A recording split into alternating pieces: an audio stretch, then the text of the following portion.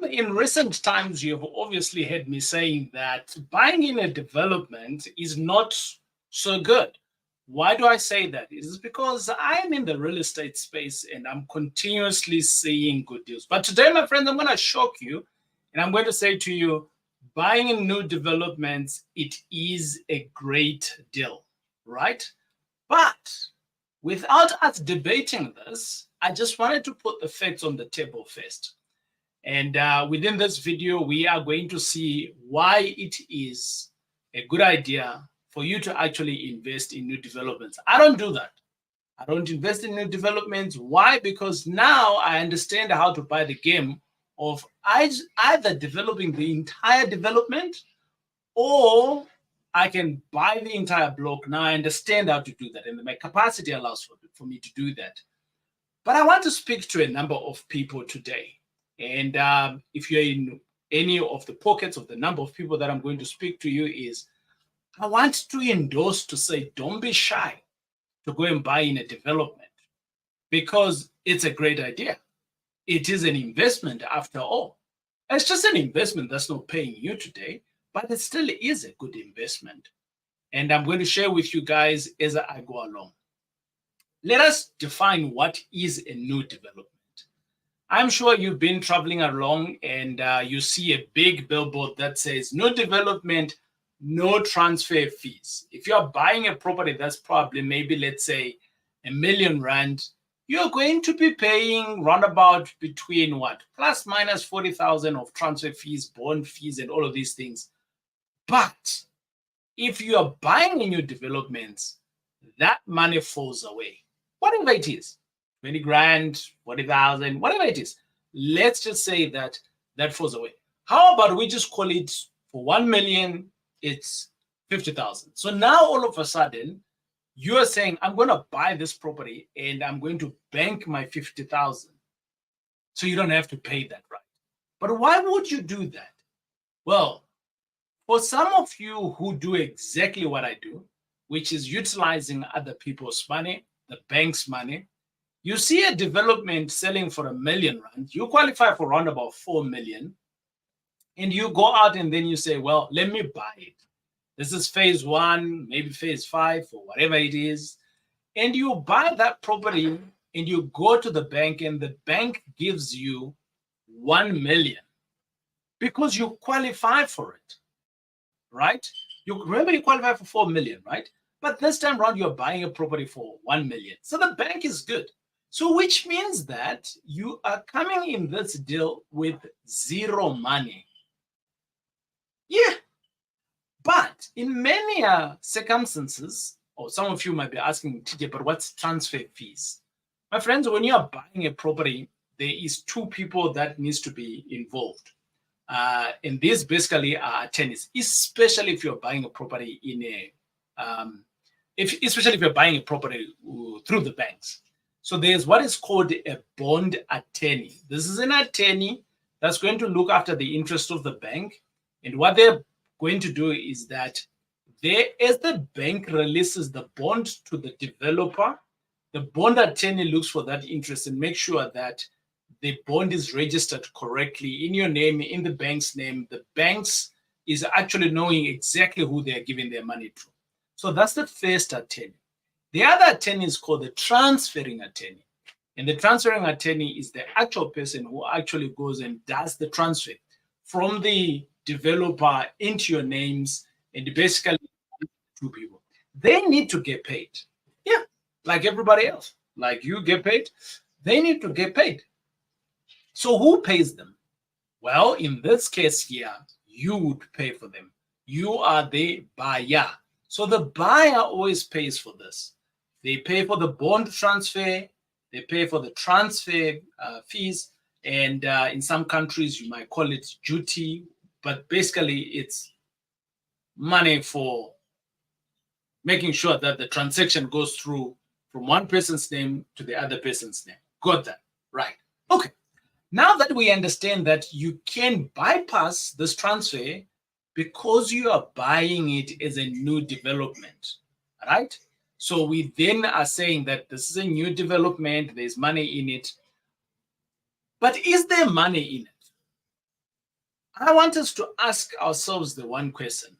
The reason why I have always stuck onto my guns, to say don't buy in a new development is that when you are buying a property for 1 million, chances are, and this is like a 99% chance, chances are the same property is going to be rented for around about 10,000 Rand. If you are lucky, in some areas, even much less than that, maybe 7,000, right?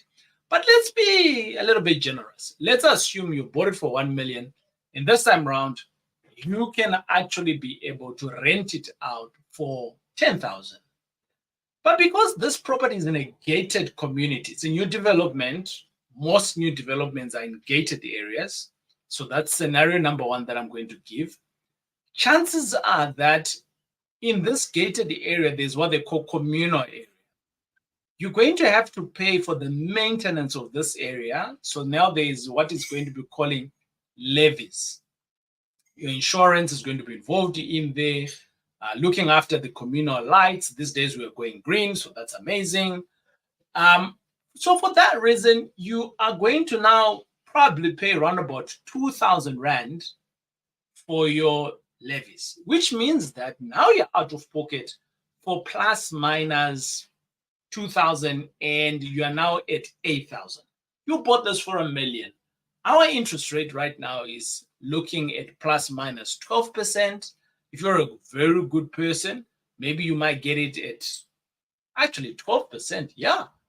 So for that reason, you can be guaranteed that you are not going to be paying 10,000 Rand for your bond. You're going to be paying around about 13,000. So who is going to be paying for the bond? You are. I did say that. By the end of this video, I want to showcase to you that buying a new development, it's a good deal. And many of you are going to hate on me, but that's okay. I am not speaking to you today. Maybe I am speaking to your aunt. But what are the reasons, or why would anyone actually buy in a development? There's many reasons that one could potentially do that. As we all know, if you're considering investing in a new development, number one, there's no transfer duty. So you're saving on that, right? Now, it can be a smart move, obviously, for your property and for your portfolio. Maybe this is your first one, or maybe it's not. It doesn't matter. So by avoiding the transfer already, you're saving the hefty cost of, which I would literally call the barrier of entry into real estate, because many people don't have that amount of money just sitting there, right? Now, in this case, overall, we are now assuming that your return investment is going to be great in the long run. In the short while, it might not be. There may not be any return of investment. Remember, you are paying around about 13,000 to your bond. Your tenant is already paying you 10 grand. You already have an additional expense of 2,000. You are in the negative. But TJ, you said this is a good deal. Hold on, Karen. Hold on, Karen. But I want to state that categorically, when you're buying in these new developments, oftenly they come with modern amenities, or should I say, within close amenities, which are modern or very modern features. So if you're one of those people that are in the je ne sais quoi space, you like style, so which makes them very, very attractive to potential tenants or even buyers like you. That's why you get attracted to them. You go there, you're like, oh, this is so nice. This is so beautiful. Sauna, all of these things. Oh, they've got a gym. Oh, so beautiful. That's what you're buying. You're not buying for an investment here, right? Now, it may influence your rental. It may. Not in many cases, but it may. Let's assume that, we're still sticking on your 10,000 Rand rental. However, I also want to say that there's another advantage that we can take on here, which is the fact that new developments are usually more energy efficient. So we are in the days, this is our days of load shading. This is our days of load shading. Yeah. And my friends who are from any other countries, you're trying to figure out, hey, what is this song all about? Well, the government decides to switch off electricity by us. And in my area, basically, I don't really feel it because I've got solar now. The Lord had blessed me with some solar. Whoop, whoop. But for you, maybe you don't have solar. So in my neighborhood, my wife, she keeps a track on it. And she like tells me all the time that, yes, our electricity is going to go. I'm like, why do you worry about it? She says, just in case. So we're on solar. And in my neighborhood, round about 2 hours a day, we don't have power, right? But because I got solar, hey, you know, right? But here's the other thing. Energy efficiency, you can save up on your money, obviously on your utilities bills. Overall, investing in new developments with no transfer duties, they can be a wiser decision. And that's what I'm here to talk about, to say why.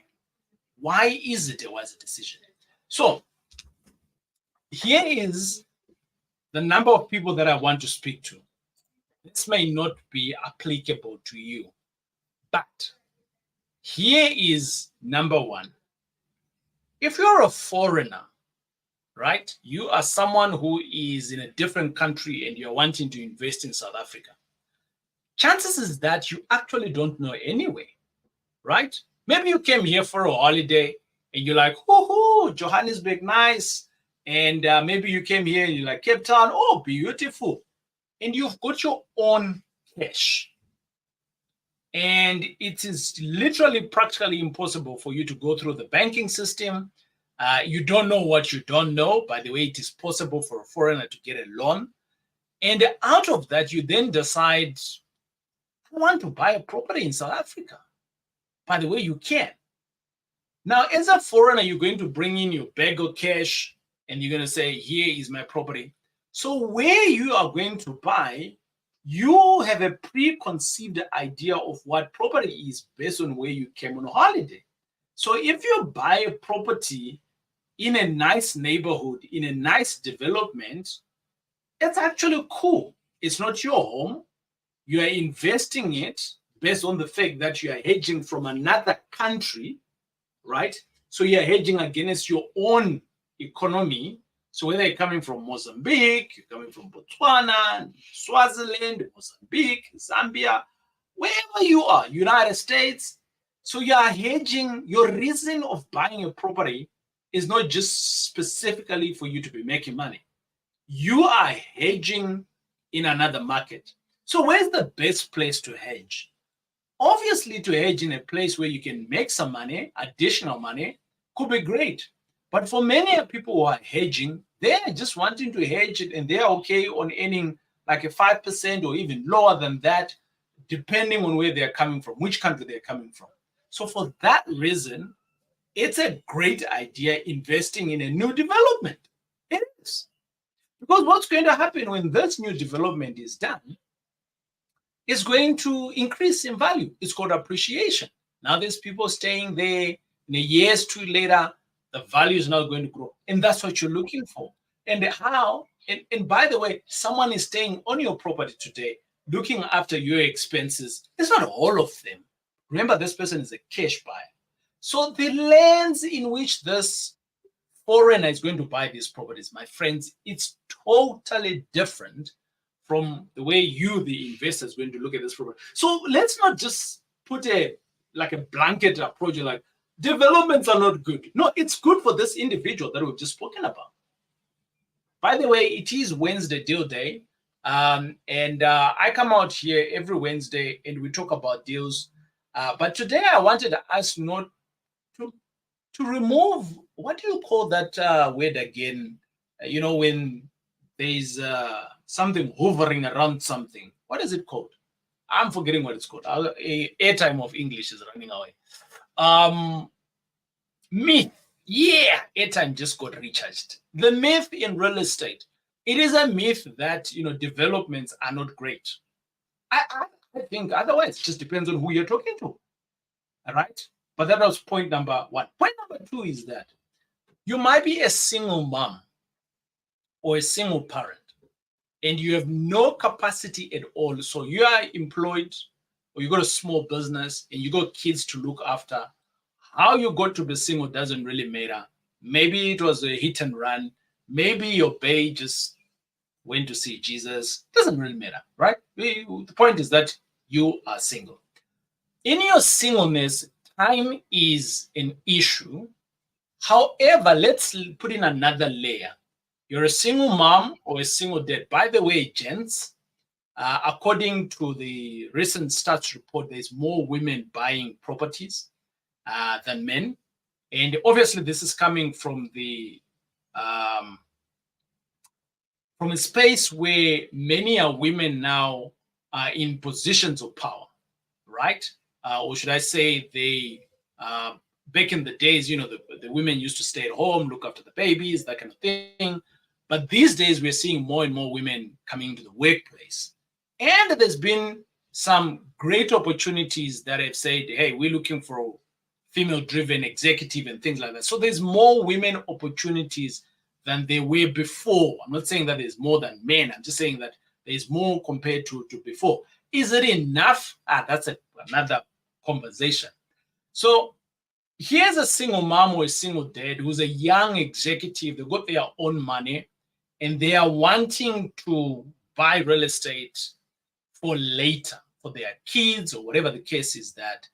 So in today's life, they have no capacity to go out there. They've got like 30 minutes in a day. They jump on YouTube and then they see TJ. They're like, okay, but how can I do this? But this is the only time that I've got.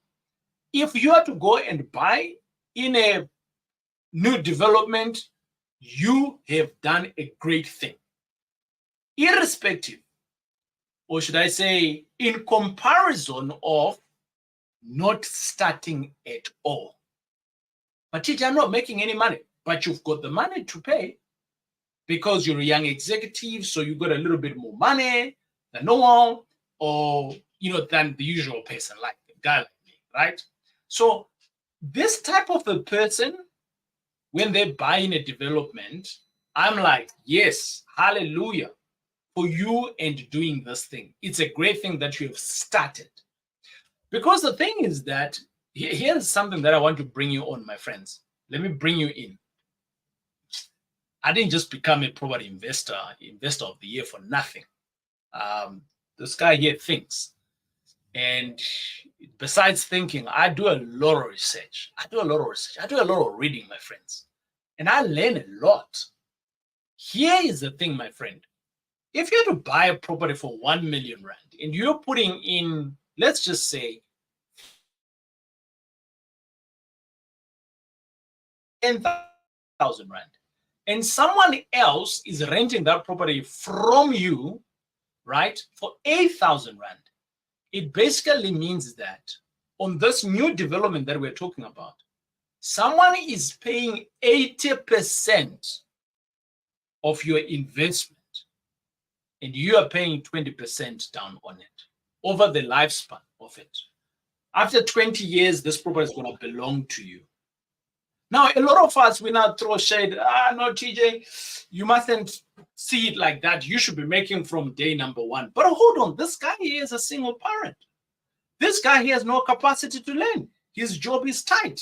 This guy here, but has enough money to be able to subsidize. So is that a bad thing? That's not a bad thing at all. I say to you, high five. You have started. I might not advocate for it, but I advocate for the fact, I might not advocate for the strategy, but I advocate for the fact that you've started. Well done to you. The day that you're going to start having capacity, you can come and learn, and you can now start to buy properties on, you buy today, you start making money today. So don't be held back because the deal is not making any sense. Someone else is paying 80% of it. So it's just a different way of investment, or a different way of thinking. So is it a bad idea? I think it's a good idea. I apologize today that I'm just, throwing out my toys on the off the court. But I want us to stop this idea of just saying deals should be like this. No. Our circumstances are all different. Of course, we're doing all of this for money. By the way, let me speak to another person. Let's assume that you are one of those fussy people. You can't even drive in certain neighborhoods because you're fussy. You don't even go back to your own neighborhood because now yeah. And the thing is that no developments will be good for you because it's the style that you're looking for. It's there. So that's the only other place that you're going to find it. You're not going to go and do some heavy lifting on renovations. You're not going to be fighting with the contractors and all of those things. You are not a TJ. So if you're that fussy person, then new development is for you. At least you started. Let's say that again. At least you started. And somebody else is paying at minimum 50% of your investment down. At least. And if you can afford it, why not? And who are we to judge your money if it's not what we want it to be? It's your money, right? Here is the other person that I want to speak to. If income is not an issue to you, we spoke about the single parent or the single mom who doesn't have the time to do the learning, but they know that they can do an investment, so they buy in a new development. Great, amazing, well done.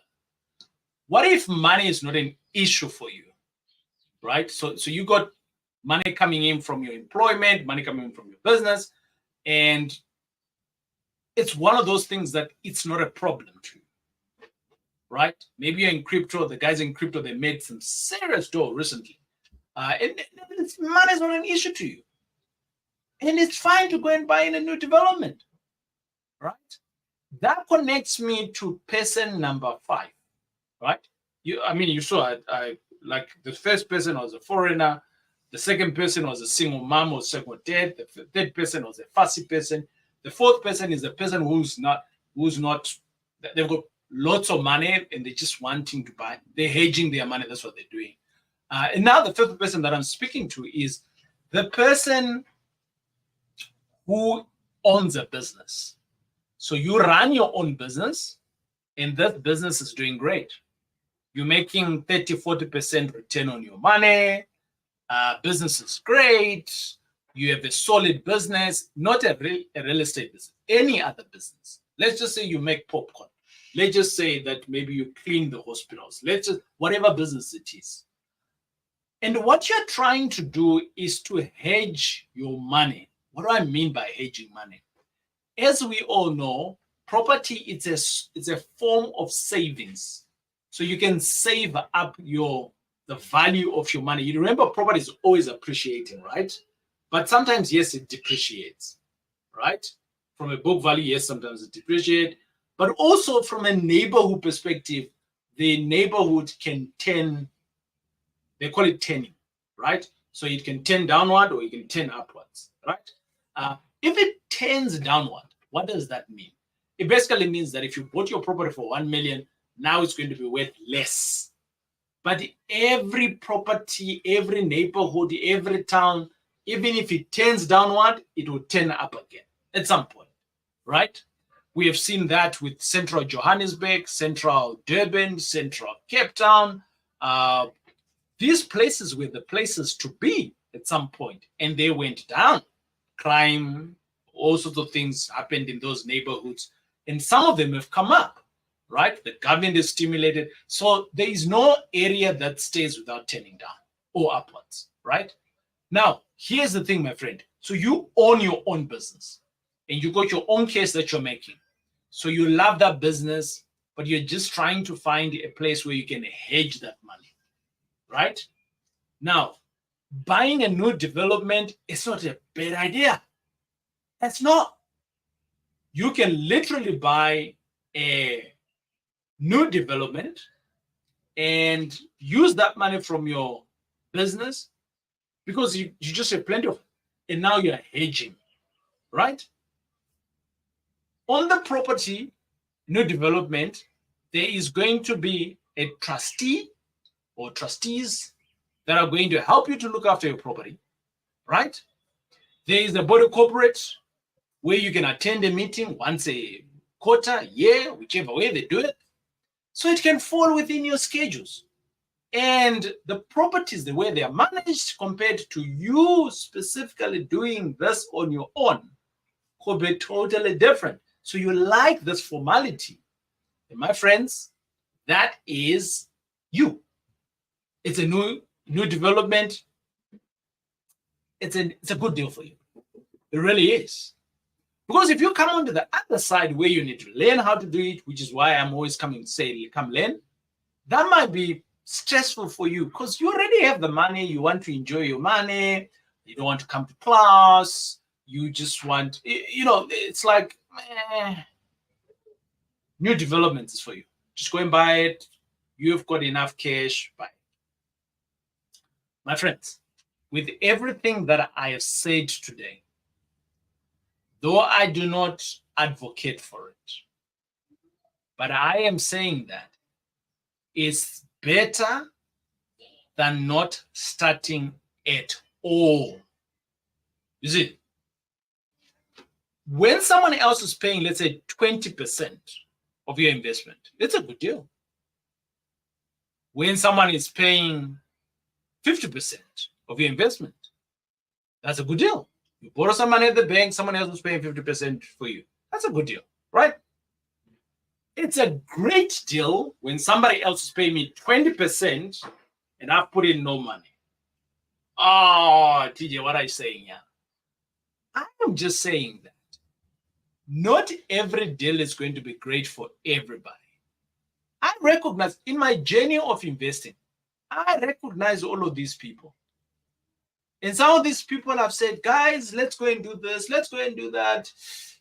And they just like, whoo, no, I don't want to do this.